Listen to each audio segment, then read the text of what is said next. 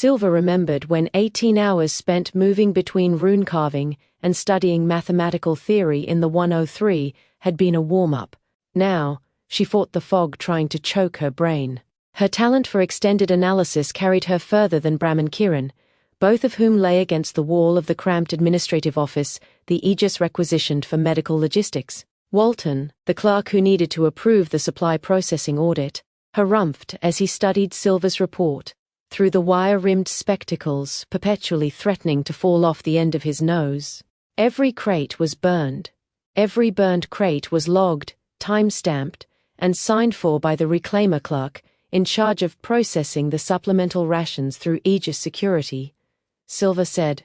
She internally promised to lean down and kiss his shiny bald head the next time he passed her. Another example of an Aegis reject, found by the reclaimers that, when set to the right task, worked circles around his counterparts wearing blue. True, he would be mostly useless wielding a steam pike against the hellspawn that plagued the levels of the spire. But give the man a pen, some paper and a clipboard, and he could tell you how many ounces of ash the contaminated crates yielded after they burned. I suppose the records are sufficient, Walton conceded. My recommendation can't clear the rations on its own, but I can send it up to the Plague Marshal for review. That's all I ask, Silva said, nodding. Suspicion of the quarantine breach didn't fall directly on the reclaimers, but it would shift blame away from Aegis administrators if it were determined that the outside group allowed something to slip through. She kicked Bram's shin, startling the man awake. Time to go, I suppose, he said, clearing his throat and doing his best to feign having been awake for the paperwork duel he'd missed. Bram bumped Kieran, almost knocking the young man to the floor. Stay awake, Private. We might be working after hours, but we aren't off duty until the job's done. Inside the wooden shop front hosting the Medical Logistics Center, the damp had turned the boxed records sour with mildew. Silva didn't realize how shallowly she'd been breathing until she stepped outside and pulled the salty harbor air into her lungs. This time, the Aegis had established themselves in a row of clothiers that backed up to a large textile factory. This allowed the logistics crews to make use of the large open warehouse in the back, while the administrators processed reports and orders next to the stitching machines connected to desks that made convenient improvised workstations.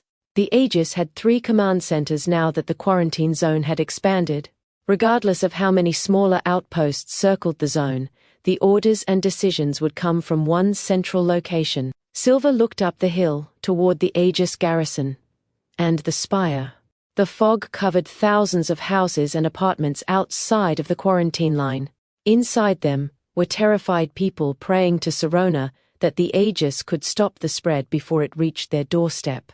Down the hill to her right stood the supply check station and the muster station. Across the street, the Aegis had turned a weaving hall into barracks, shoving the looms against the walls to make room for long rows of double-stacked cots. The city was under quarantine order, so the Aegis would requisition commercial buildings that best fit their needs, telling the business owners that their shops were inside the quarantine zone, and they could either be locked in with their business or be allowed to stay with their families after a thorough med-check.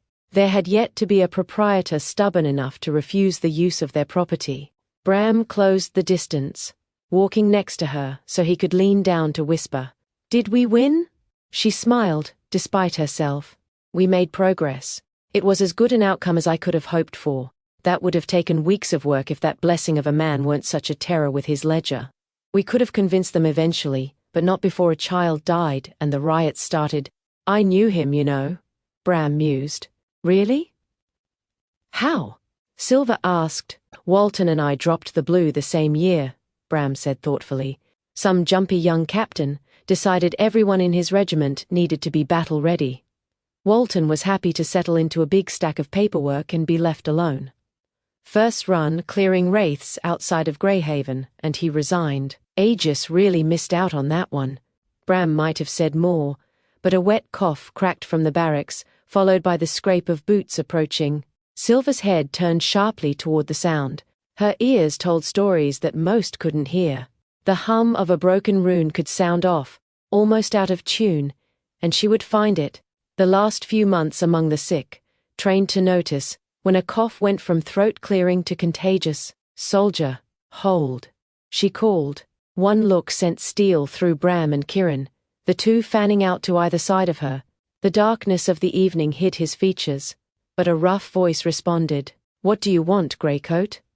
I am in no mood to be bothered tonight." "Of course not," Silver said, trying to soothe the man. "Heading to your post, or from it?" "To it," he responded, his eyes flicking between the three of them. "Why do you ask?" "There's been some trouble at the check-in station," Silver said with an innocent smile.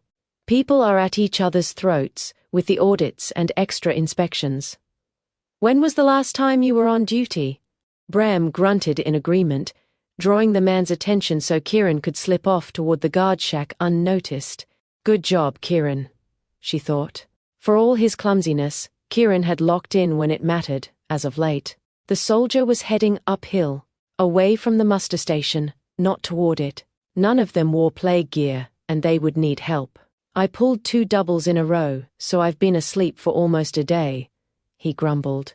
"They've been bickering over back-to-back shifts protecting the new quarantine zones until the ward lines are up. You're not breaking any news to me if that's what you mean. I overslept, and I'm late, so I'll be going." "Soldier," Silver said, risking a more commanding tone, "did you get your med check yet today?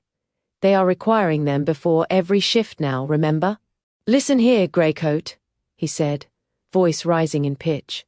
"I don't answer to you. I've already told you that I am late for my shift, and I am not getting a reprimand over minutiae." Silver kept a safe distance between herself and the man. It wasn't up to her to detain him. She only had to delay long enough so that he could be brought in for a med check. She hoped she was wrong about his cough, but everything he had done since she spoke to him told a story she'd rather not hear. The minutia keeps all those kids safe, the ones you protect. You wouldn't want someone spreading the plague by accident because they skipped their med check. We can't ask someone else to do what we won't, right? The soldier looked up at her, conflicted for a moment. But Bram took a step, working to cut off his path, and the panic the soldier was hiding won out. The man bolted. "Stay back, Bram," Silver called, giving chase but maintaining her distance. As long as they didn't allow the man to disappear into the city, his impact would be minimized. Shouts came from behind them, where Kieran had alerted the guards to the potential breach. She hoped a few outfitted soldiers were ready to give chase. The soldier turned down a side street, coughing as he sprinted. Silver saw a few coils of rope, the thickness of her finger, lying on the ground near the corner.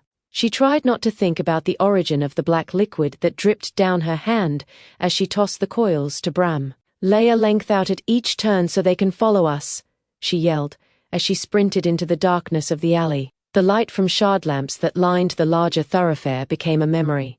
The sound of the soldier's cough echoing between the clatter of his footsteps, guiding her through the shadows. Her eyes adjusted, allowing her to make out the alleyway enough to navigate between the large wheeled metal garbage containers next to ramped landings leading to the back doors of the businesses lining the rough cobbled lane. She did her best to keep pace, while still placing her steps carefully to avoid twisting her ankle on a stray stone and giving the man a clean escape. The soldier's breath between coughing fits became more labored as she kept pace. She didn't need to catch him. Just wait for his condition to overcome his fear. His symptoms must have just started. Exertion at this level would have been impossible for anyone with an advanced infection. Silver felt hope flutter in her chest at the thought. If his first sores had yet to burst, they still had a chance to contain the breach. Silver was vaguely aware that Bram had lagged behind, trying to mark their trail. The soldier turned, vanishing from her sight. Before she could make the turn, banging sounded ahead, then the soldier cursed loudly, sending him into a coughing fit. Silver slowed her pace and peered toward the coughing, and realized that the man stood no more than 50 feet from her, trapped in a dead end. He turned away from the door he had been trying to break down to escape, and faced her. They made eye contact as it dawned on her that she was alone in the alley with a panicking soldier infected with grey rot. Understanding passed between them in the quiet that covered the alley. The way out of the alley was behind her, so there was only one thing standing between him and his freedom: Her